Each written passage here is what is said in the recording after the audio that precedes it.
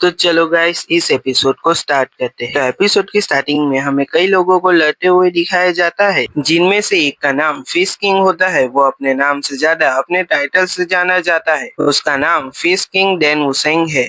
वो अपने बाल पर हाथ रखते हुए कहता है, मेरे ऊपर एक रहस्यमय समूह ने घात लगाकर हमला किया है, लेकिन ये लोग मेरे लिए परेशानी नहीं थे। लेकिन इनके ये दो साथी मुझे नौसिखिए नहीं लगते। इन्हें देखने से ही लगता है कि ये दोनों शक्तिशाली है, लेकिन ये लोग कहाँ से आए हैं? चलो ये बातों को छोड़ो, अब लड़ाई का वक्त है। इतना कहते ही वो एक मरे हुए आदमी को उनकी तरफ फेंकते हुए कहता है, चलो मैं तुम्हारे साथियों को तुम्हें वापस लौटा देता हूँ। तभी वो दोनों में से एक अपनी तलवार को निकालकर उस आदमी के दो टुकड़े कर देता है। यह देखकर फिश किंग सोचते हुए कहता है, उसने बिना कुछ सोचे अपने साथी के दो टुकड़े कर दिए। फिश किंग उसकी तलवार का सिंबल और उसकी क्रुएलिटी को देखकर उन दोनों से कहता है, तुम लोग जरूर ही डिमोनिक फिक्शन से हो, क्यों? सही कहा ना? वो तलवार वाला आदमी कहता है, मैं तुमसे इम्प्रेस हुआ फिश किंग, तुम इतनी देर तक लड़ते रहे, तुम अपने टाइटल के हकदार हो। फिश किंग कहता है, ये सब बकवास बंद करो, मैं तुम्हें सिर्फ 10 अटैक में ही मार डालूंगा। तलवार वाला आदमी कहता है, तुम बहुत ही ज्यादा घमंडी हो, तो चलो देखते हैं तुम मेरे सामने कितनी देर तक टिक पाते हो। यह कहकर अपनी तलवार से वो अटैक कर देता है। फिश किंग उसके अटैक से बचते हुए अपने फिश में पावर जनरेट करके उसके पेट में अटैक कर देता है। तलवार वाला आदमी कहता है, ये बहुत ही ज्यादा फास्ट है। उसका इतना कहते ही फिश किंग उसके ऊपर मुक्के की बरसात कर देता है और उसे मारते हुए कहता है, 1 2 3 4 5 6 7 8 9। इतने मुक्के मारने के बाद फिश किंग कहता है, मैं इसके वीक पॉइंट पे हमला नहीं कर पा रहा हूँ। ऐसा लग रहा है कि कोई मुझे ऐसा करने से रोक रहा है। इतना कहते ही वो दूसरे आदमी की तरफ देखता है तो उसने अपने ट्रेस से फिश किंग के हाथों को पकड़ लिया था। फिश किंग उसकी तरफ देखते हुए कहता है, इसने ये कब किया? तभी वो तलवार वाला आदमी अपनी तलवार को फिश किंग की छाती में घुसाते हुए कहता है, ये तुम्हारा अंत है। तभी फिश किंग अपनी पूरी ताकत से उन थ्रेड को तोड़ते हुए उस पर हमला करता है, लेकिन उसका अटैक चूक जाता है। वो तलवार वाला आदमी उसके लास्ट अटैक का इम्पैक्ट देखते हुए कहता है, तुम सच में अपने टाइटल के हकदार थे। तभी वो दूसरा वाला आदमी वहाँ पर आते हुए कहता है, ये खतरनाक हो सकता था। वो तलवार वाला आदमी कहता है, हाँ हाँ तुम्हारा धन्यवाद। तलवार वाला आदमी फिश किंग के शरीर के पास जाते हुए कहता है, किसे पता था कि तुम ऐसे मारे जाओगे? तभी हमें दिखाया जाता है कि फिश किंग अभी भी मरा नहीं था। वो अपनी सारी ताकत लगाकर एक लास्ट अटैक करता है और अपने मन में कहता है, मेरी ताकत मेरा साथ छोड़ रही है, मुझे लगता है कि यही मेरा अंत है, लेकिन मेरी इच्छा है कि मैं इसे एक बार और मार पाता। तभी हमें बताया जाता है कि फिश किंग मारा गया है डिमोनिक फ्रिक्शन के लोगों के हाथों। तभी हमें एक मेंशन पर बिजली गिरते हुए दिखाया जाता है। फिर हमें एक लड़की को दिखाया जाता है जो अपने यंग मास्टर को उठा रही थी। तभी एमसी होश में आते हुए कहता है, क्या मैं मरा नहीं हूँ? मैं कहाँ पर हूँ? मेरे गाँव गायब कैसे हो गए? तभी वो लड़की एमसी को पानी के लिए पूछती है। एमसी उसे हाँ कहते हुए कहता है, ये लड़की कौन है और ये मुझे यंग मास्टर क्यों कह रही है? तभी एमसी अपने फेस को आईने में देखते हुए शॉक हो जाता है। जो पानी वो पी रहा था उसे बाहर थूकते हुए अपने फेस पर हाथ लगाते हुए कहता है, मेरे चेहरे पर ये मास्क किसने लगाया है? ये किसका चेहरा है? तभी वो लड़की घबराते हुए वहाँ से जाते हुए कहती है,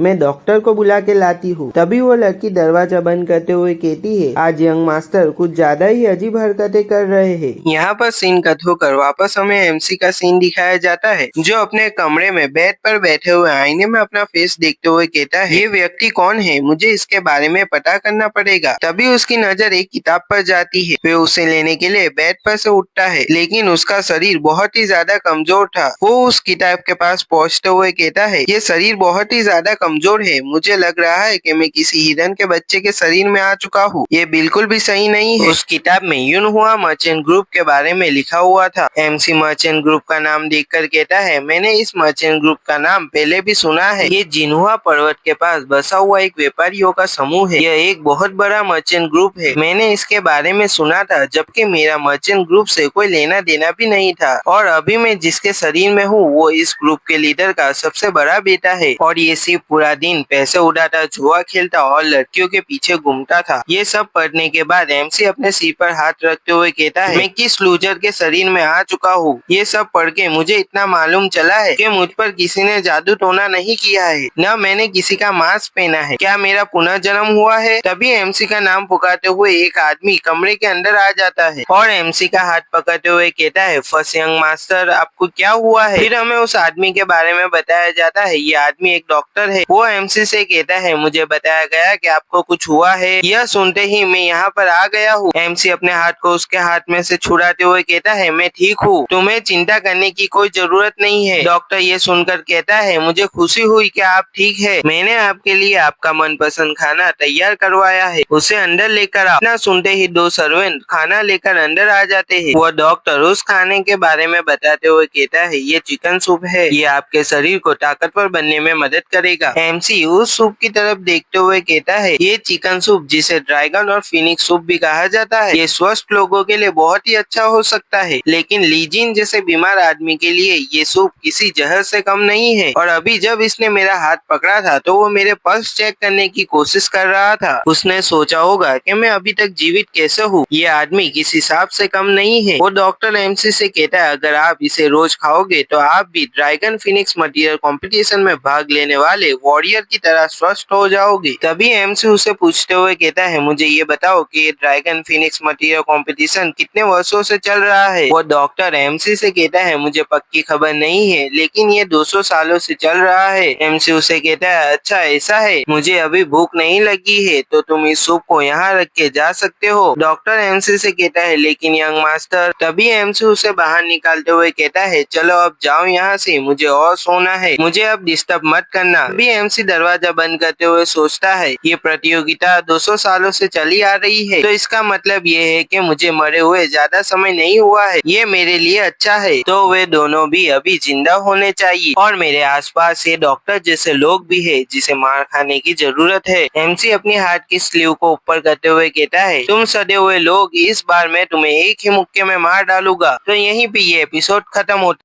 तो चलो गाइस इस एपिसोड को स्टार्ट करते हैं। एपिसोड की स्टार्टिंग में हमें एक टेबल पर खाने को दिखाया जाता है। टेबल के बाजू में खड़ी हुई सर्वेंट आपस में बात करते हुए कहती है कि आज फिर से यंग मास्टर इतना सारा खाना खाने वाले हैं। दूसरी सर्वेंट कहती है हाँ अभी यंग मास्टर का मॉर्निंग वॉक का टाइम पूरा होने ही वाला है। तभी हमें एमसी को उस रूम का दरवाजा खोलकर अंदर आते हुए दिखाया जाता है। एमसी अंदर आकर कहता है ओह तो तुम लोगों ने पहले ही ब्रेकफास्ट को तैयार कर लिया है, तो चलो देखते हैं आज तुम लोगों ने क्या बनाया है। सर्वेंट वहाँ से जाते हुए आपस में बात करते हुए कहती है यंग मास्टर पहले से ज्यादा ठीक हो चुके हैं। एमसी अपना ब्रेकफास्ट चालू करता है तभी दरवाजे पर कोई आ जाता है। यह डॉक्टर होता है। वो डॉक्टर अंदर आने के लिए एमसी से परमिशन मांगता है। एमसी के परमिशन देते ही वो अंदर आ जाता है और वो अंदर आते हुए दरवाजे के पास खड़ी हुई सर्वेंट को धक्का मारता है। एमसी उसे देखते हुए अपने मन में कहता है तो ये गुस्से में यहाँ पर आया है। डॉक्टर एमसी के पास आते हुए कहता है तो आप ब्रेकफास्ट कर रहे हो। एमसी उसे देखकर अपने मन में कहता है मुझे अभी तक पता नहीं चला कि ये मेरे सामने ऐसी एक्टिंग क्यों करता है, क्या मैं इस छोटे से चूहे को अपने जाल में फंसाऊं। यह सोचकर एमसी उसे कहता है ये क्या है। वो डॉक्टर ये सुनते ही कहता है इससे आपका क्या मतलब है। यंग मास्टर चलो ये बातों को जाने दो, मैंने बहुत टाइम से आपसे कोई बात नहीं की है और मैं आपको इसी हालत में अकेला नहीं छोड़ सकता हूँ, इस वजह से मैं आपके पास आ गया हूँ। वैसे आपको देखकर ऐसा लग रहा है कि आप पहले से ज्यादा ठीक हो चुके हैं, मुझे लगता है कि मेरा इलाज सफल हुआ है। एमसी कहता है तो तुम इसे इलाज करना कहते हो जो तुम उस ड्रैगन फिनिक्स सूप को पिलाकर कर रहे थे। ये सुनकर वो डॉक्टर शौक होते हुए कहता है यंग मास्टर आपको कोई गलतफहमी हुई है, ड्रैगन फिनिक्स सूप एक पौष्टिक खाना है। एमसी कहता है ओ अच्छा, मुझे लगा कि वो जहर है। डॉक्टर शौक होते हुए कहता है ये आप क्या कह रहे हो, मैं गोंगसुंग म्यांग आपका पर्सनल डॉक्टर हूँ, यदि आपको मेरे पर विश्वास नहीं है तो मैं यहाँ से चलता हूँ। एमसी उसे कहता है आप यहाँ बिन बुलाए आए हो और अब आप मेरी इजाजत के बिना यहाँ से जाने की कोशिश कर रहे हो, क्या आप यहाँ के मालिक हैं? तो मैं कौन हूँ। डॉक्टर घबराते हुए एमसी की तरफ देखता है। एमसी हंसते हुए उसे कहता है ओह तुम डरो मत, मैं तो मजाक कर रहा हूँ, मुझे एक लेटर लिखना है, जाओ मेरी टेबल से लिखने का सामान लेके आओ। डॉक्टर कहता है यंग मास्टर मैं लेके आता हूँ। अगले सीन में हमें एमसी को डॉक्टर को कहते हुए दिखाया जाता है। एमसी उसे कहता है जो मैं बोलूँगा वो तुम लेटर में लिखो। डॉक्टर कहता है तो चलो यंग मास्टर इसे शुरू करते हैं। एमसी कहता है तो लिखो यंग मास्टर लीजिन की बीमारी के कारण मुझे कुछ समय के लिए उनके साथ रहना पड़ेगा, तो आगे मुझे क्या करना चाहिए। इतना लिखते ही डॉक्टर रुक जाता है। एमसी उसे कहता है क्या हुआ, तुमने लिखना क्यों बंद कर दिया। डॉक्टर एमसी से कहता है यंग मास्टर आप मुझसे ये क्या लिखवा रहे हो। तभी एमसी अपने हाथ की चॉपस्टिक को डॉक्टर की तरफ जोर से फेंकता है जिससे डॉक्टर के गले पर एक कट लग जाता है। फिर एमसी कहता है अब तुम मेरी बात को ध्यान से सुनो, मैं पहले वाला लीजिन नहीं हूँ, हूँ। डॉक्टर घबराते हुए कहता है, यंग मास्टर आपका मतलब क्या है? एमसी उससे कहता है, तो चलो अब सबसे पहले तुम्हारे उस सूप के बारे में बात करते हैं। वो ड्रैगन फिनिक्स सूप स्वस्थ लोगों के लिए अच्छा हो सकता है, लेकिन मेरे जैसे बीमार आदमी के लिए वो किसी जहर से कम नहीं है। और तुम एक डॉक्टर होकर भी तुम्हें इस बात की खबर नहीं थी? जब तुम चुपके से मेरी पल्स चेक करने की कोशिश कर रहे थे, तो क्या तुम्हें सच में लगा कि मुझे इसका पता नहीं चलेगा? सबसे ज्यादा शक तो मुझे तब हुआ जब मैंने तुम्हारे लाए गए खाने को खाने से मना कर दिया और उसे एक तरफ रख के जाने को कहा। तब तुम मुझे मारने के अपने इंटेंशन को भी छुपा नहीं सकी। तो ये सब तुम अकेले तो कर नहीं सकते हो। तो इस लेटर पर उस आदमी का नाम लिखो जिसने तुम्हें मुझे मारने का ऑर्डर दिया था। डॉक्टर कहता है, आप ऐसा क्यों कर रहे हो? मेरे जैसे आदमी पे शक कैसे कर सकते हो? डॉक्टर अपने चेहरे पर हाथ रखकर अपने फेस के एक्सप्रेशन को बदलते हुए कहता है, तो तुम्हारे जैसे आदमी के पास भी दिमाग है। एमसी कहता है, तो अब तुमने अपना रियल इंटेंशन शो कर दिया है। डॉक्टर कहता है, मैं तुम्हें बिना तकलीफ दिए मारना चाहता था, अब सब सामने आ ही चुका है, तो मेरे पास दूसरा कोई और रास्ता नहीं है। इतना कहते ही वो अपने हाथ में से एक सुई को निकालते हुए कहता है, तो चलो अब इसे खत्म करते हैं। इतने में ही एमसी अपने हाथ से उसके सर पर हमला कर देता है और कहता है, जब मैं बोल रहा हूँ तो मुझे डिस्ट्रैक्ट मत करो। एमसी के हमला करने की वजह से वो डॉक्टर वहीं पे मर जाता है। एमसी अपने हाथ की तरफ देखते हुए कहता है, मैंने कुछ ज्यादा ही ऊर्जा का उपयोग कर लिया है, मुझे अपनी ताकत वापस रिकवर करनी होगी। एक बार मैं ऐसा कर लूँ, फिर इस बात से कोई फर्क नहीं पड़ता कि इसके पीछे का मास्टरमाइंड कौन है। मुझे इस डॉक्टर के बारे में पता करना होगा। तभी एमसी को लीजिन की मेमोरी दिखाई देने लगती है। लीजिन यूनहा मर्चेंट ग्रुप का फर्स्ट यंग मास्टर था। वो अपने सेकंड ब्रदर जितना स्मार्ट नहीं था और अपने थर्ड ब्रदर जितना स्ट्रॉन्ग भी नहीं था। वो बस एक लाचार यंग मास्टर था जिसने अपनी कमियों को पैसे से पूरा करने की कोशिश की, लेकिन वो उसमें नाकामयाब हुआ। जब उसे अपनी गलती के बारे में पता चला तो बहुत देर हो चुकी थी। उसे सुधारने के लिए